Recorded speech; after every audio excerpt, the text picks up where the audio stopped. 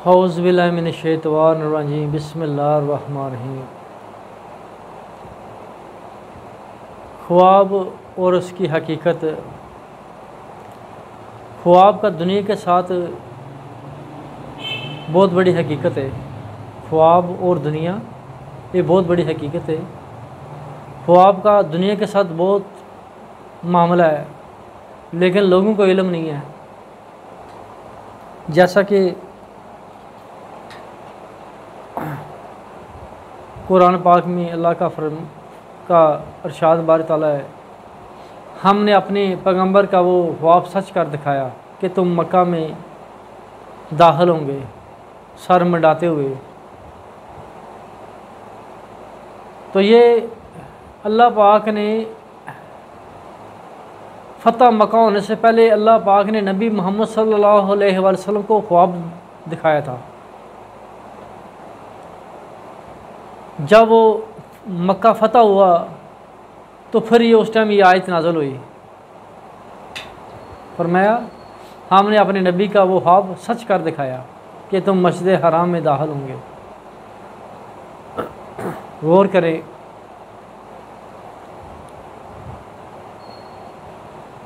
फ़िरौन को ख्वाब आया, कहता है कि मुझे ख्वाब आया है, बनी इसराइल से आग निकली है, उसने पूरे मिस्र को जला के राख कर दिया है।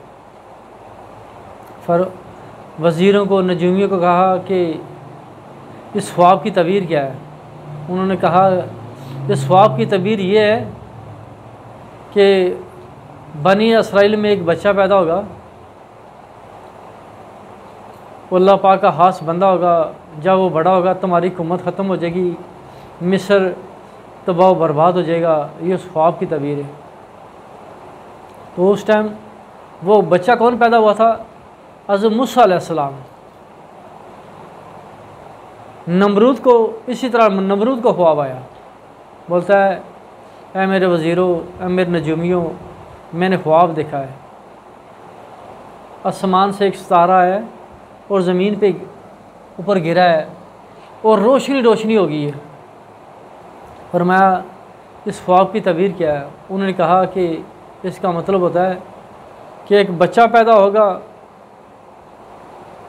वो बड़ा होके यानी तुम्हें नुकसान पहुँचाएगा, वो लोगों के लिए हिदायत बन जाएगा और तुम्हारे ऊपर ज़ाब आ जाएगा और तुम्हारी हुकूमत ख़त्म हो जाएगी। इस ख्वाब की तबीर ये होती है। तो देखें, उन दोनों ज़ालिमों ने बड़ी कोशिश की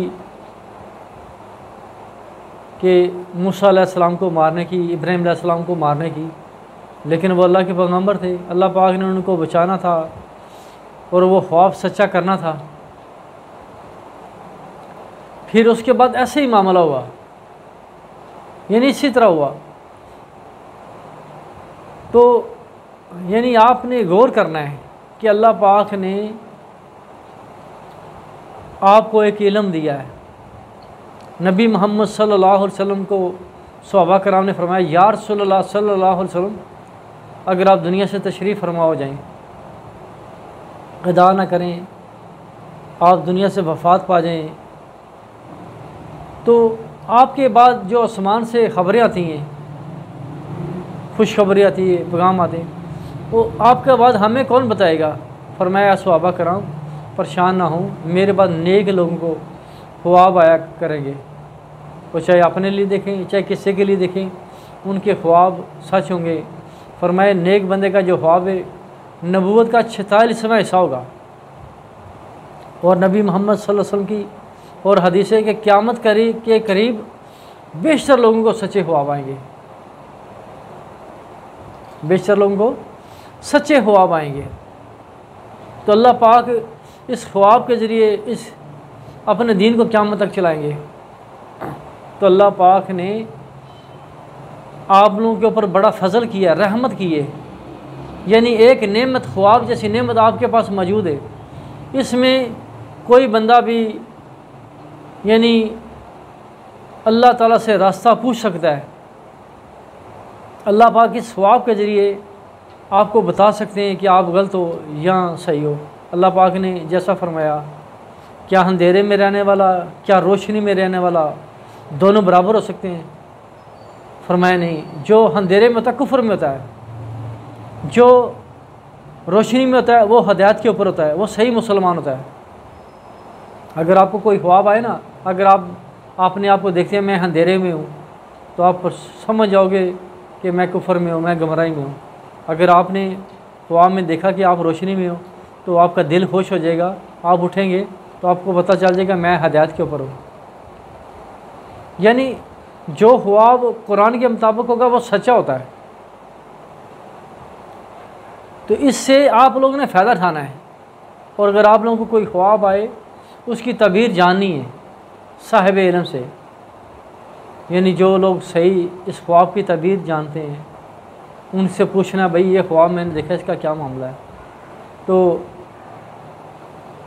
अभी देखें यूसुफ अलैहिस्सलाम को ख्वाब आया कि 11 सितारे चाँद सूरज मुझे सजदा कर रहे हैं। तो उन्होंने अपने बाबा को ख्वाब बताया, फरमाया बेटा ये ख्वाब किसी को मत बताना, शैतान दुश्मन होता है, तो कहीं तुम्हें शैतान की तरफ से नुकसान ना हो। लेकिन जब वो ख्वाब देखने के बाद जब वो मिस्र के बादशाह बने, तो भाइयों ने सजदा किया, तज़ीमन सजदा किया। यूसुफ अलैहिस्सलाम के वालिद याकूब अलैहिस्सलाम ने सजदा किया, और उनकी बीवी उन्होंने सजदा किया, उनके 11 बेटों ने सजदा किया। यानी कि ख्वाब वो फिर ख्वाब सच हुआ।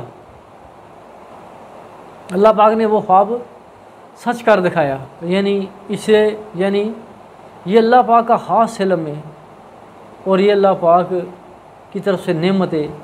इससे आप लोग फ़ायदा उठाएँ। अल्लाह ताला से आपको कोई ख्वाब है उसकी तबीर जानें। और बहुत सारे लोग इस बात के मुनकर हो जाते हैं, वो बोलते हैं ये कौन सी बात है, ये कहाँ से बात आ गई। यार ये मैंने कुरान और हदीस से तुम्हें बताई है, कोई बाहर से नहीं बताई। इसको गौर करना है, इसमें फ़िक्र करनी है। इसमें इल्मुल मार्फत अल्लाह पाक का है ख़ास इल्म है, अल्लाह पाक का ख़ास इल्म है। तो जब ख्वाब आती है ना, तो बंदा पूछता है कि भाई मैंने ये ख्वाब किया देखा है, इसकी तबीर क्या है, और तबीर बताने वाला उसकी तबीर बताए। ये इल्मुल मार्फत है, अल्लाह पाक इशारा फरमाते, फिर आप सोचते हो, और यानी फिर बंदा तबीर बताता है, ये इल्मुल मार्फत है, और फिर वो सच्चा होता है। इसलिए अल्लाह पाक बंदों की बड़ी मदद करते हैं। अल्लाह पाक अपने बंदों को बड़ी हेल्प करते हैं, बड़ी मदद करते हैं। और कुछ लोग ऐसे हैं अल्लाह पाक कुरान में बताए कहे वो इनकार कर देते हैं। बहुत सारे ऐसे हैं, वो नहीं जी वो ये क्या बात है, कोई बात नहीं है, ये ऐसा झूठ है। तो कुछ लोग ऐसे हैं कुरान को सही बयान नहीं करते, उसका तर्जमा तफसील उसकी तफसील लोगों को यानी गमाग फरा के बयान करते हैं। अल्लाह पाक ने फरमाया ये कुरान बहुतों को गुमराह करता है, बहुतों को हिदायत देता है। और हमें कैसे पता चलेगा कौन सही बता रहा है या कौन गलत बता रहा है? मसलन कुछ लोग ऐसे हैं, वो कुरान पाक की आयतें, जिन मुर्दों को तुम पुकारते हो, ना वो सुनते हैं ना मदद करते हैं। जिन मुर्दों को तुम पुकारते हो, ना वो सुनते हैं ना मदद करते हैं। बोलते हैं ये जो आयत है ना, अल्लाह पाक ने मुसलमान मुर्दों के ऊपर नाज़िल की है। वो बोलते हैं हमारे जो मुसलमान मुर्दे हैं, फोत हो गए हैं, आप उनको यानी पुकारते हो, ना सुनते ना मदद करते हैं।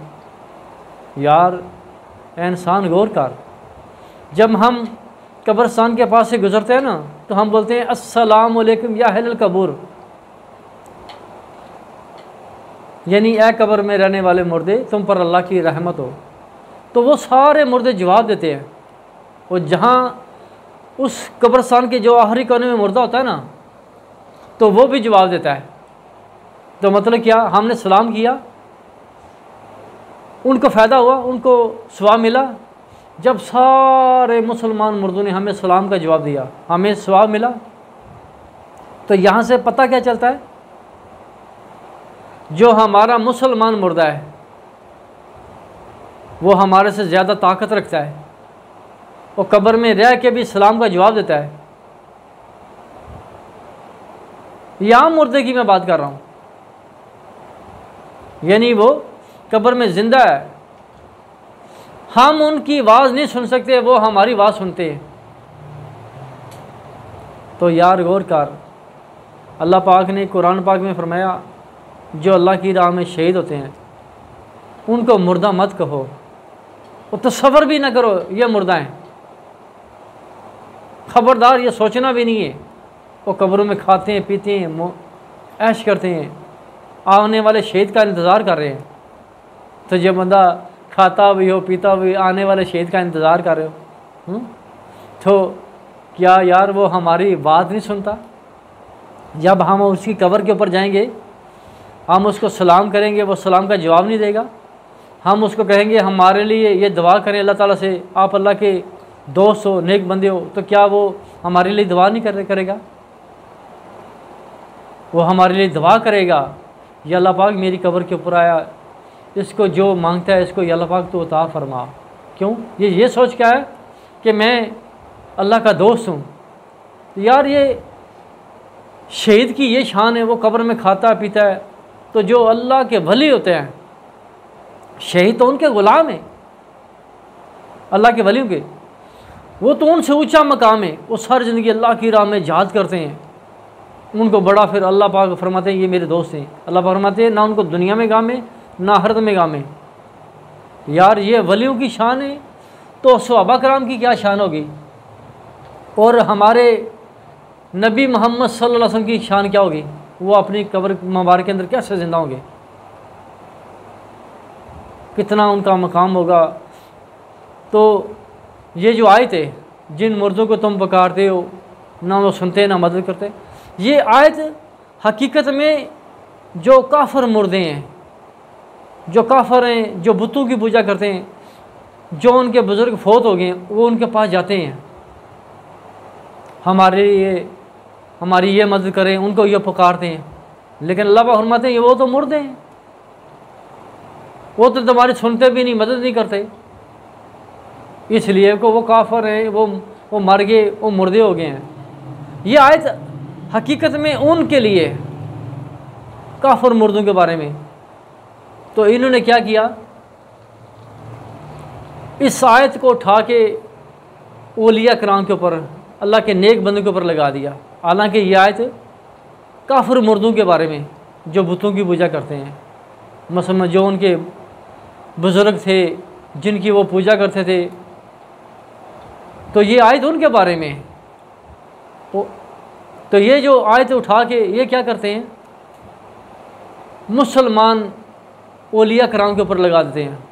बोलते हैं देखो ये आयत यानी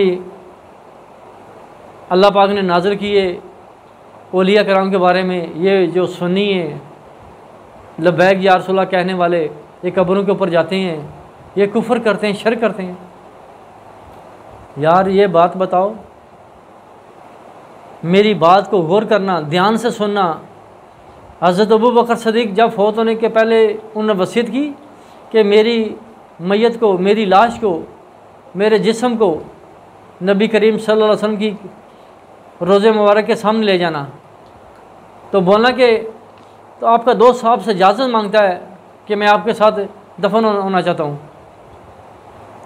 जब हज़रत अबू बकर सदीक़ फौत हो गए तो कब्र मुबारक के सामने उनको लेके गए सहाबा कराम।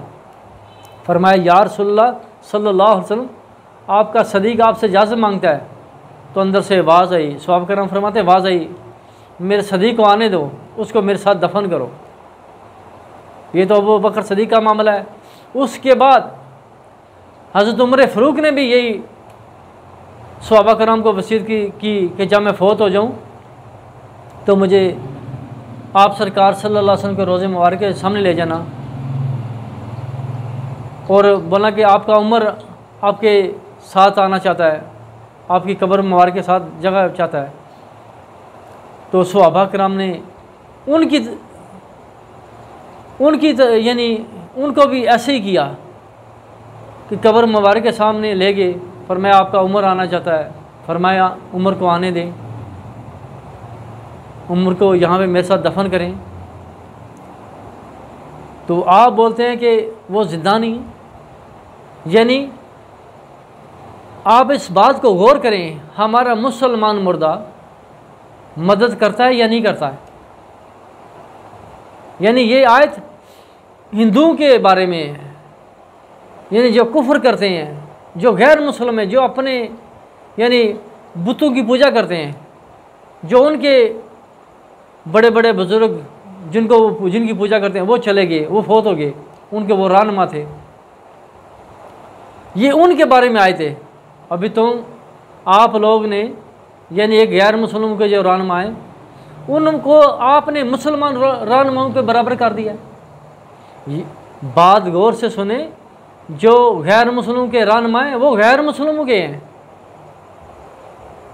उन्होंने शैतान की पूजा की, वो शैतान के साथी हैं, उनका रास्ता हमसे जुदा है, वो मुर्दा है, वो ना सुनते हैं ना एक दूसरे की मदद कर सकते हैं।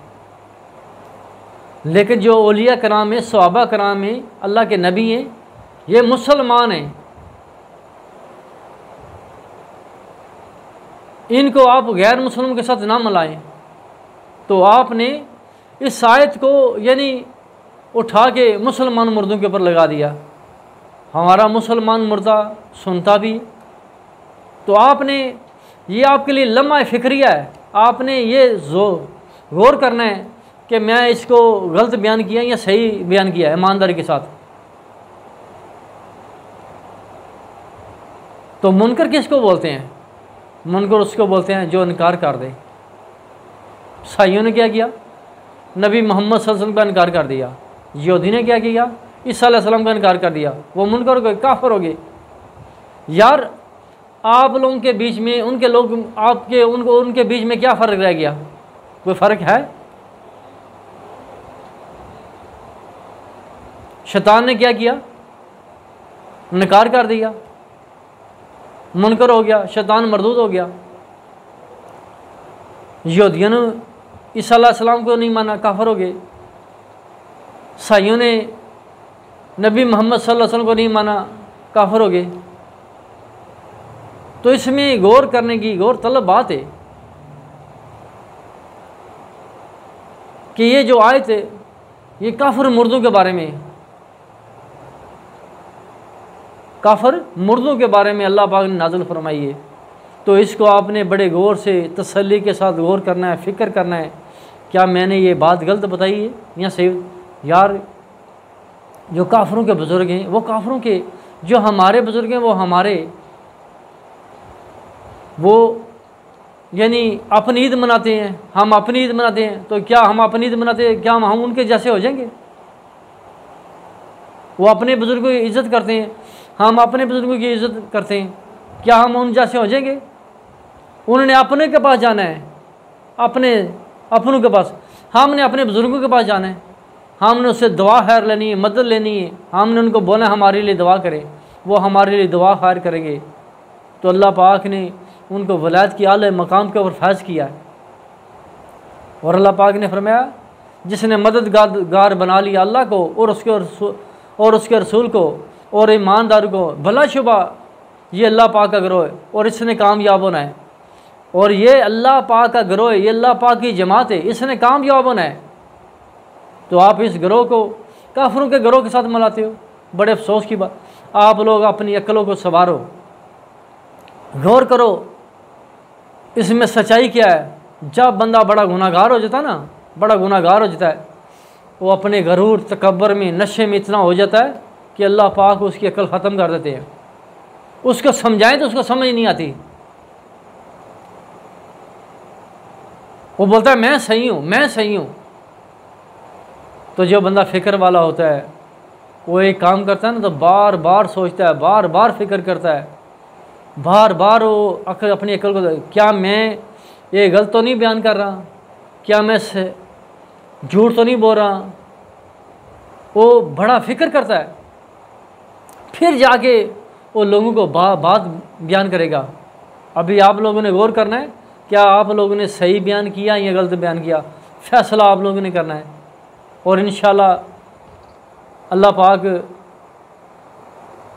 हमें सच बोलने की तौफीक दें और हम सच बोलेंगे।